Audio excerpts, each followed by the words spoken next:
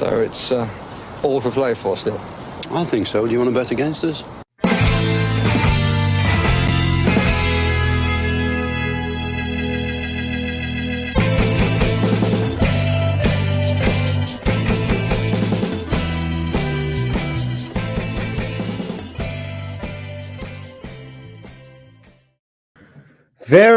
Oh my goodness, what's going on with my hair at all? Very good evening to everybody, and it's a really, really late one. I know I said I'd be here at 9:30 to do this podcast, and I didn't even promote this on Twitter or anything because it's 11 o'clock at night, and I'm going to do a very, very quick 10-minute to 15-minute overview of Ruben Amorim. I could speak about him for quite a while, but I don't want to. As I say, I am very much not canvassing for one manager over any other ones. I just thought it was just interesting because this guy is the most kind of outside of left field manager that we've been linked with so far. Obviously, other managers we've been linked with, we kind of know what they're about. Some of them have managed in the Premier League before to some deal of success, and then obviously we've got other managers who have been linked that are out of work that may have worked in the Premier League previously. So I just wanted to take a little look here at Ruben Amorim, just discuss him, and as I say, it's just. Basically, that's all it is, not canvassing for him or anything. I do think he is a very, very good manager, but we'll see how it pans out. And should he be signed as Aston Villa manager, I will get somebody who's a lot more knowledgeable about Sporting Club de Football, the Portugal, to come on and to talk to us about him. I've got somebody lined up should he be made the new manager of Aston Villa. So let's take a little look at him, and less of me and more of Ruben Amorim. So that's what he looks like. Pretty strapping young man. He is a young man because he's only 37 years of age. I suppose if we were to talk about green flags or red flags with regards to him as a manager himself, he has the most bonkers ascent towards a managerial position that I've heard of in quite a while, because everything happened really, really quickly, and we will speak about that in a moment. But who is Ruben Amorim, and what has he achieved in his career, I suppose, so far? So let's take a look at his career. So Amorim played in his career as a midfielder, spending most of his professional career with Belenenses and Benfica, signing with the latter in 2008 and going on to win 10 major titles, including 3 league titles, 1 Taça de Portugal, 5 Taças de Liga, and 1 Super Taça. And you can pronounce the rest of that yourselves because my Portuguese is absolutely brutal. But he also represented Portugal in 2 FIFA World Cups, earning a total of 14 caps. A Benfica supporter, Ruben Amorim, it's kind of it's one of those ones he had to put that aside when he became the Sporting Lisbon manager, and obviously the two of those teams do not like each other at all, and that is something he had to put aside, and he did it to great effect, as we will see later on with his managerial career and his short managerial career, should I say, with Sporting Lisbon, and his short managerial career in general. So let's have a little look at his managerial career, should I say.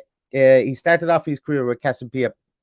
Casapia were in the 3rd division of Portuguese football when he took over there. I don't have the details of how many games he managed, his win rates and so on like that with Casapia, but I do know that when he was managing Casapia, he was suspended because he didn't have the requisite managerial licenses at the time, and the club themselves actually took a 6-point penalty, and it was at that point during his suspension that he actually left the club, and he left the club, and a short period later he took up a position with Braga B after obtaining his licenses, and he went on to obtain further licenses with Braga B. While he was only there for 2 months, as we can see there, September 2019 to December 2019, and at that stage Braga had sacked their manager and brought him into the hot seat. And we'll see why in a moment. He had a short period of time with Braga B, but in the short amount of matches that he did manage them, he had a fantastic record with them. Took over the main Braga gig in December 2019, and then in March 2020, Sporting Lisbon took a massive gamble on him, huge gamble on him, and we'll speak about that as well, because everybody could see what a good manager he was. They could see how tactically advanced he was, and I suppose what he would do in a man management role with regards to his players. Braga actually, when they hired him as their manager, after only having them as their B team manager for 2.5 months, they put a €10 million release clause on his head.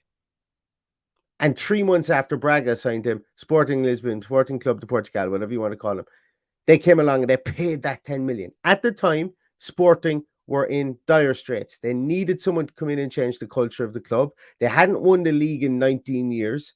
I think it was 19 years is what it was. And they needed somebody to come in here, shake it up, make stuff happen. And they paid 10 million for a manager when they didn't exactly have the greatest finances behind them. And that manager was Ruben Amorim, as we can see here. And from March 2020, the next year, he takes them to the league title. Takes them to the league title in Portugal, first league title in 19 years. And that actually blew my mind. I didn't know it had been that long since Sporting had won the title in Portugal, because you'd always, you think of the top three in Portugal, that you'd think it would be Sporting, it would be Benfica, it would be Porto, but Sporting were very much drifting away, and they were becoming the poor relation of Benfica and Porto, and even to a lesser extent to teams like Braga, who wouldn't have the financial clout that any of the rest of the top three that I mentioned there would have. And so he comes in there, he wins the league with Sporting, and he starts playing some really, I'm going to say it's uncomplex tactical. His tactics are very simple. They're not very complex at all. They may look complex, but they're very simple. But what he demands is real discipline in how you play, specifically in defense.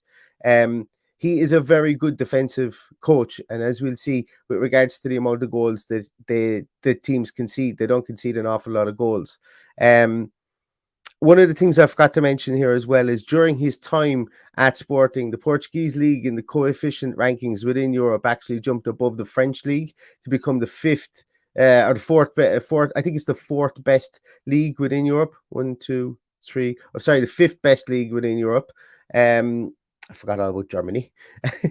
So it actually leapfrogged the French league, and the majority of the reason for that is that the French league is more or less only won by one team, or it's dominated by PSG, and that does affect, I suppose, the competitive nature of the French league. But the Portuguese league, as I say, an awful lot of people will look at it and will look at the league and maybe poo-poo it slightly, but coefficiently and where it ranks within Europe would be in the top 5 leagues within Europe.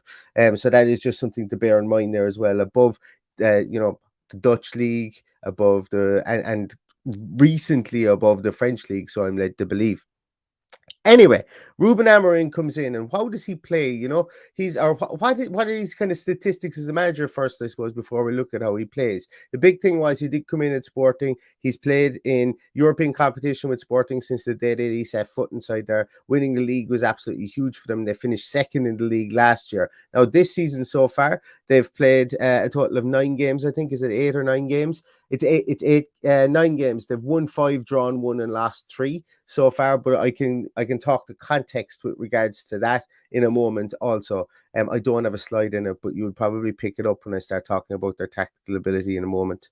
His managerial statistics here, as I said, I don't have any statistics for his Cassiopeia travails. It wasn't that long at all, but when we look at Braga B, he only managed 11 games for Braga B, winning 8, drawing 2, losing 1, 27 goals, 4 and 7 goals against, with a plus 20 goal difference and a 73% win rate. Then he goes to Braga. Guys, I wasn't lying when I said that his tenure at Braga and his meteoric rise was that's exactly what it is. It's meteoric. 13 games with Braga A, the Braga senior team, the Braga A team, 10 wins, 1 draw, 2 losses, 27 goals for, 13 goals against, plus 14, 77% win rate for a team like Braga. And then he gets the gig at Sporting Lisbon. As I say, they paid 10 million to release him from his contract. The rumors are at the moment that he has a 30 million release contract in his contract release clause in his contract at this moment in time. Whether that is true or not, I've absolutely no idea. But since he's taken over Sporting, he's played 122 games, 86 wins, 16 draws, 20 losses. Goals for 232 against 105, and a goal difference of plus 127 with a 71% win rate. That's in all competitions. So, I haven't looked at any of your comments, guys, so I don't know if anybody has said this already. And I know there's going to be a lot of people talking about Premier League experience. I'm talking about Ruben Amorim. We have been linked to Ruben Amorim. I think it's important to speak about people that we're linked to, so that's why I'm bringing this up. The Portuguese league, as I say, Sporting were drifting. in the mid table of the Portuguese league. Financially, they were not in a good spot as well. This guy came in, changed the culture within the team, won them a league in essentially his first full season, and he's only 37 years of age, and he's got a really good win rate. He performed pretty decently in Europe. Yes, they did get hammered by Man City last season in the Champions League. As I say, Lecky was without sin throw the first stone in that aspect. There are a lot of teams that got hammered last year by Man City, and they did get a bit of a drubbing by Man City in the Champions League last season. Marseille gave them a bit of a hiding in Europe this season, mostly because I think I'm almost certain Sporting's goalkeeper was sent off really early in that game, or he went off injured and they had another player sent off or something. Maybe they might have even had two players sent off early in that game. I can't really remember, but I remember there was context towards that as well. But as you can see there, with a team like Sporting, transformed them mostly on the cultural side of things, and then he also used youth players as well in his first season. I will talk a small bit in a moment about maybe some criticisms that he has come in for recently, because it hasn't been, as I say, by Sporting standards, 5 wins, 1 draw and 3 losses. They're sitting 5th in the league at the moment. They're 1 win away from getting up into 3rd in the league, and I think, from memory, I think they're about 7 points off top, but that's considered a bad start for Sporting at the moment. But we snap your hand off at the wrist for something along those lines with Aston Villa Football Club. I'm going to pause for a moment. I'm going to take a look at some of the comments. I haven't opened any of the comments yet, but I am going to pause and take a look at some of the comments. So firstly, we have Aston the Villa fans says, how are you doing? Gaz says, hi, hello boys. And it's Chloe. True Magpie, I'm so sorry. You were just about to go to sleep when your McGrath pod alert pings. Thanks William for not snoozing it and coming on to watch. Sean Green asks, do I ever sleep? It's debatable at the moment. It's debatable at the minute. Jonas says, stupid sacking, League 2 next. Problem is above. Fill in the gaps there for me, Jonas. Was it Steven Gerrard was a stupid sacking, and we're going to get relegated to League 2? Is it?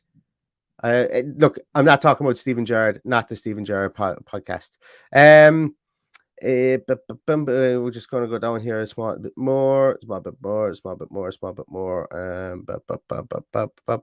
Oh, excellent. Matt Hayes is a Tottenham versus Sporting game on Wednesday. You put in a good word. Maybe you mightn't have a chance to. Maybe he'll already be in Birmingham at that stage. Well, we hope he will be pretty soon. We hope it's not a long drawn out affair anyway at this moment in time. But yeah, if you could bring the 30 million in a briefcase in unmarked sequential bills, Matt, that would be fantastic, and just hand it over to him on our behalf. That might be nice to get it over the line. As I say, 3-engine RBO says CV really lacking. I'm not sure it is, just because he's a young manager. I think he's done quite a lot. He's won the league. He's finished second, and he's gotten to the knockout stages in Europe. So I suppose if maybe, and it's 100% okay to look for somebody more experienced. I actually agree in a lot of aspects with regards to Ruben Amorim. He very nearly became the PSG coach after Mauricio Pochettino was sacked earlier on this season, and that's how highly he's held in Europe as well. But it's okay. It's 100% okay to look for more experience. That is a red flag with this guy as well. Having such a short time to come up through the ranks within management, he has hit his stride with Sporting in a better league. I think everybody can agree than maybe the Scottish League or something like that. And he's performed really well against in European competition too. Let me see. Yeah, there's one here. It looks promising, but I'm on the fence. Feels like a gamble. I think, to be honest with you, the Alpha Rio, I think anybody is going to be a gamble at the moment, because unless it is somebody like a big name like Pochettino. But look, as I say, there's a lot saying that he's turned this down at the moment. I believe everything, and I disbelieve everything that I hear at this moment in time. We'll know when we know who the manager is, and I just think that it's nice to have a look at these guys as they are linked there. Anyway, let's move on towards some small piece of tactical analysis. Now, I was going to go into more detail in this from a slide point of view, but I'm just going to talk through it. So tactically, what Ruben Amorim has traditionally played is like a 3-4-3 kind of formation, 5-3-5, 5-2-3, 5-3-2, 4. You know, his team is fluid in both defending and attack, and I think that. I think it's interesting because the way that he plays might actually suit some of the players we have. We're going to be missing one or two key ingredients. I'm not missing them, but I can't really identify one ingredient in particular that we would need to fit into to the way that we played that they played, should I say, in 2021 when he won the league. And that's a guy we just saw last night, João Palhinha. He was absolutely fantastic for them. He was one of Ruben Amorim's big players. Needed him, was very, very pivotal within his team, because where you look at those two guys there in midfield, that double pivot in there need to be very industrious, and one of them does need to have a bully boy mentality. And potentially it could be somebody like Leo Dendoncker with Aston Villa. But as I say, João Palhinha was definitely that guy there. He played alongside another man who's come to the Premier League in Matheus Nunes as well, and the two of them had a really, really good understanding. Nunes was more of an attacking player, obviously playing with Wolves now at the moment. He was much more of an attacking player, but he did play in that kind of deep pivot that started here. So the way that the team usually sets up is they set up with three at the back. Sebastian Coates, obviously with Liverpool previously, is the captain for Sporting Lisbon at the moment. He anchors down that middle of the back three, and there's a right footer and a left footer either side of him. I think the centre halves that we have can definitely play this. Coates actually steps forward a small bit more to kind of create almost like a libero type of players. So he almost steps forward and leaves the other two guys then to cover him behind. They're more astute players. They're more athletic players. So if you think of this, Aston Villa could maybe have a Bednarak in the middle and maybe have a Mings on the left, Konsa on the right, and essentially what we would do is we would almost set up the way that we set up at the end of last season when our fullbacks were higher, except we'd have three defending as opposed to two. The big thing here is it's not that difficult to set up like this, and Ruben Amorim doesn't make it difficult. He's very much a kind of a manager who simplifies his tactics, simplifies his movement, specifically within that back five and that two-man mid block that they have here. Up front, he needs to have some mavericks. He needs to have players he needs to have at least one positionless player, like he had with what's that guy's name? Pedro Gonzalez, I think his name is. I can't pronounce his surname, but really great up and coming player himself. Nunes and Palhinha were the big men for them last season, and they were the pivotal guys, and all those guys played in that kind of midfield triangle. And that's one of the things that when I speak about triangles there, that's one of the things that Amorim tries to set up. It's very much based on those triangles. Like, I don't know, I'm trying to, like, I listened to a podcast of them some times ago, and they said that he tries to create at any given time 10 triangles on the field, so you can work in unison, so players can work in unison. But, and this is something that might resonate with some Aston Villa fans, is lots and lots, if not everything, does go through their wing backs. Those wing backs stay wide, they're given a license, they get back quickly, but they do stay wide. And when we look at where they are in an attacking sense here, the central striker in Paulinho, not Palhinha, who is the defensive midfielder, Paulinho, he drops back. And when the attack starts, he searches for the deepest midfielder, and he sticks on him, and he becomes that advanced pivot. He's not a massive target man. I think he's about 6'1" or whatever, but the team doesn't need a massive target man, doesn't want a massive target man. He sticks back. The two wide or inverted forwards, should I say, there, like we would have the inverted tens, if you want to call them, the way that Steven Gerrard played. They almost push up onto the centre halves, and then they start moving. You have your positionless player. There's one positionless player there. It starts to drag around. Obviously, Paulinho, because he is the striker, does rejoin the attack. But what he does is he creates that advanced pivot. Needs to be a very busy player. I can think of one of those that plays for Aston Villa. Maybe doesn't have the finishing product that we would all like, but somebody who will definitely be able to drop deep like that. Doesn't need to be a target man. Doesn't need to be standing under the ball, but just needs to be able to take the ball into him. That does need to improve. And maybe then he's got the wing backs. Wing backs will get up close to him. They will be an option for him. The deep pivots will push forward a small bit. They will also be an option for him, and then he can rejoin his central attack. Very much the way that that Sporting played last season is it gets quicker as the attack builds up. Very disciplined in defense, and as you begin to attack, the attack gets quicker. I have a couple of notes written down here. So from watching some of his stuff, I think a big thing is that the forwards need to run between defenses, between defenders. It's a big part of his game. Slide rule passes, making sure that the two inverted forwards are busy as opposed to trying to find an area, trying to be in an area where people know they're going to be so they can pass them the ball. They need to be busy. They need to be hunting space. They need to attack centrally because our wide players, our two wide fullbacks, they are the people who take up the space out wide. The strikers, the three, they attack centrally as much as they possibly can. He doesn't need a target man, but he does need somebody that will be an advanced pivot. Yes, I said that already. One of the biggest things that you'll find when they do lose the ball, when Sporting lose the ball high up the field, is they retreat really quickly. The fullbacks get back. The three at the back never really go too far. Yes, one does step up like I've shown there. That's purposely shown. He does step up there to create a triangle. That's Sebastian Coates, usually not the most athletic player, but the reason he steps up into that position is because the two boys are there beside him, and it creates almost a false high line, which encourages teams to kind of try and play in behind, but the two centre halves are there. So it's not rocket science.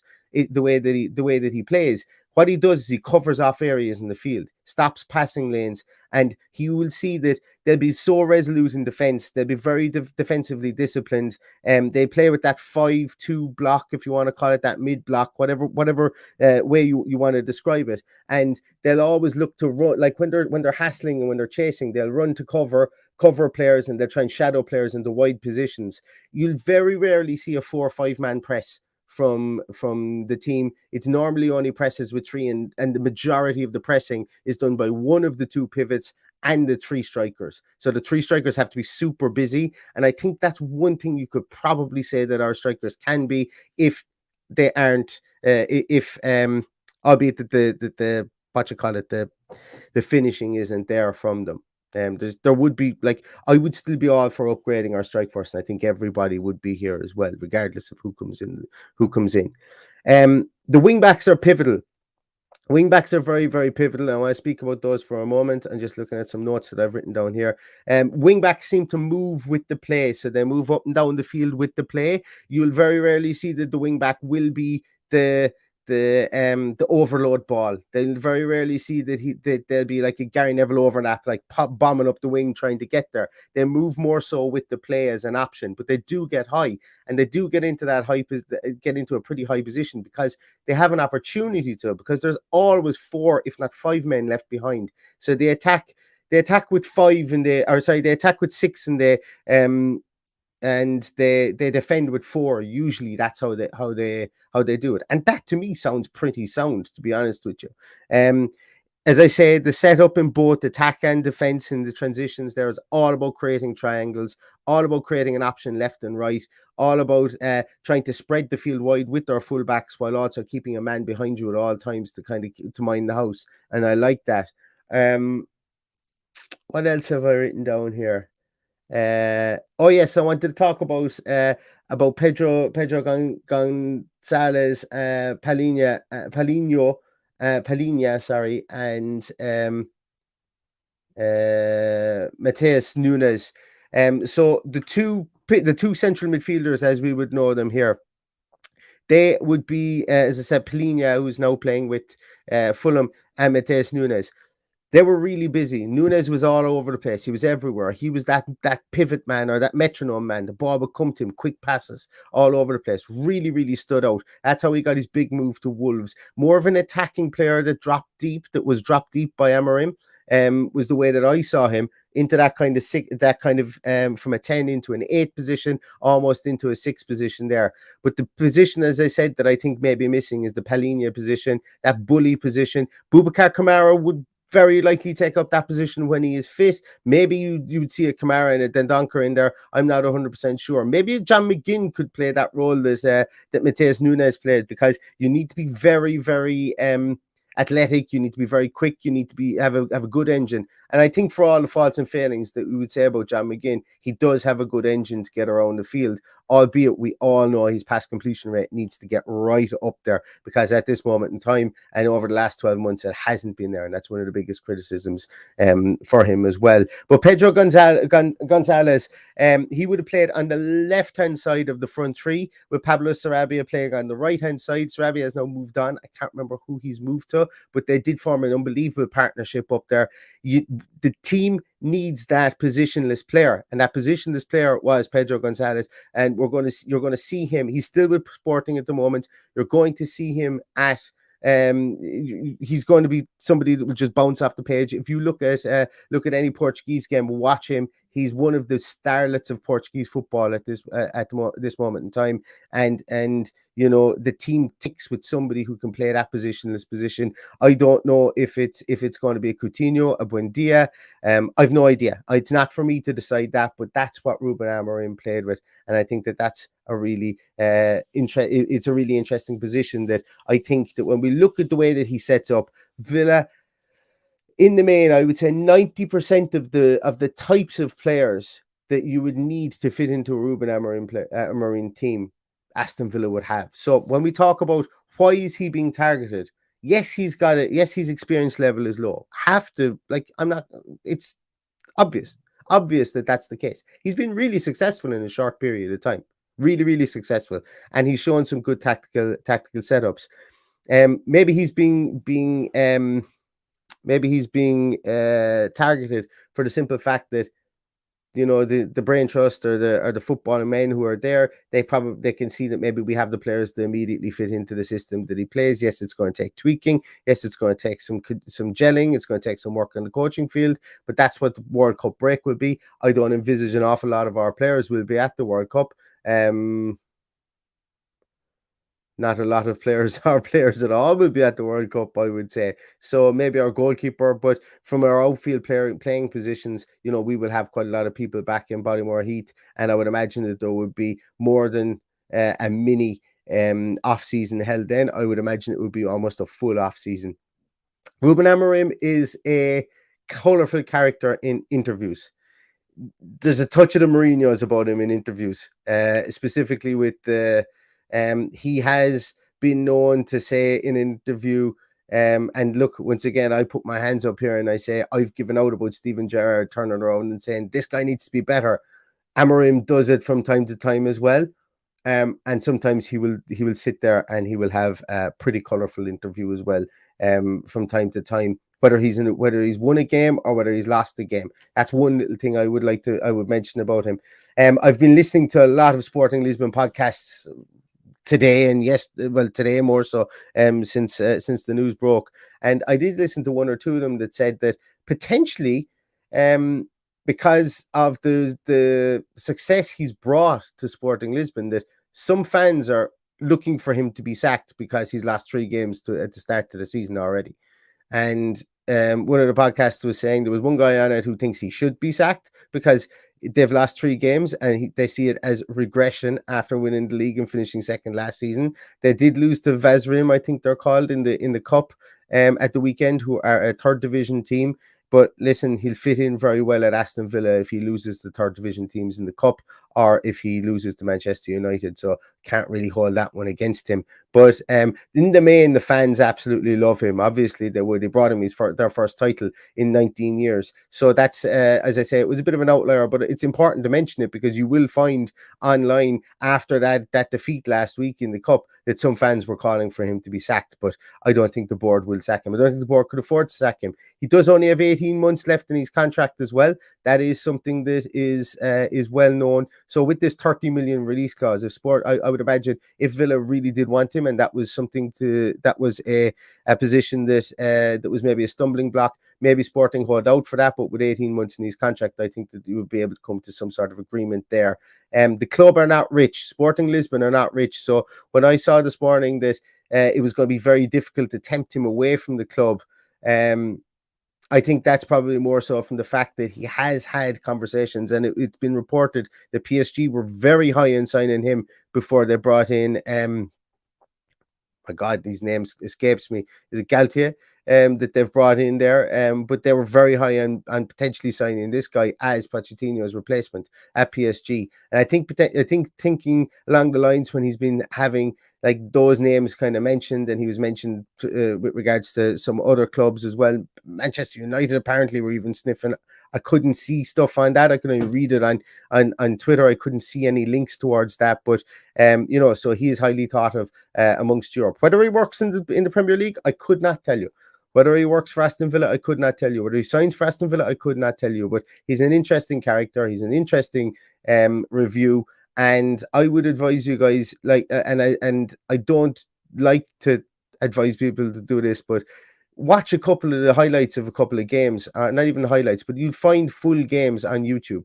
And if you've nothing to do and you're a sado like me, sit down and watch them on double or treble the speed if you can download it or find a way to convert it, pop it into a video player and watch it at double the speed or whatever. And you'll just see the way players move around, or even 1.5 times the speed. It's an interesting watch. He's a very simplistic tactical overview. It's all about covering spaces. It's all about being making sure there's a man behind you so that you don't commit too far forward, being disciplined in defense, and realistically just having a blank canvas for his strikers up top. But as I say, that has its difficulties as well. I'm going to leave it at that. This is supposed to be a 10-minute podcast. It's 31 minutes. It's 25 minutes past 11. I will come to some of your comments first before I leave, because I absolutely neglected those there for a while. Marine Boy says Gerrard had better stats than that. At Rangers, I couldn't tell you what Gerrard's stats were at Rangers, but Scotland is a significant poorer league than Portugal. So that is always borne into fact, I think, when we look at any statistics, for sure. Where else are we there? What kind of football does he play? Hopefully, I described what type of football he plays there. Michael Byrne had it up there.